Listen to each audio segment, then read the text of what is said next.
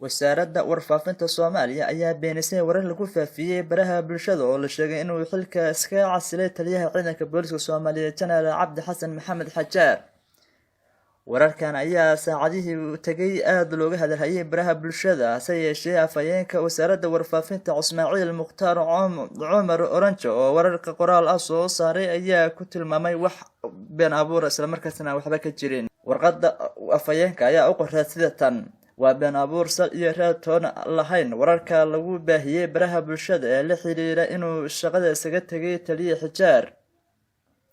waxaa baraha bulshada lagu qoraal been abuura oo lagu sheegay in taliyaha booliska Soomaaliya Janaal Cabdi Xasan Xajaar uu isaga tagay xilkii.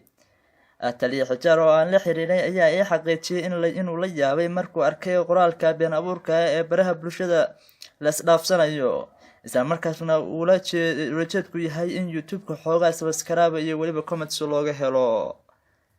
taliyaha booliska Soomaaliya ayaa ku guda jira shaqada uu u hayay ummadda Soomaaliyeed iyo waliba qaranka. galabtana wuxuu shir gudoomin doonaa kulanka toddobaadlaha ee saraakiisha talisku isku xog wareysanayaan arrimaha amniga. hadda saxaafadda Soomaaliyeed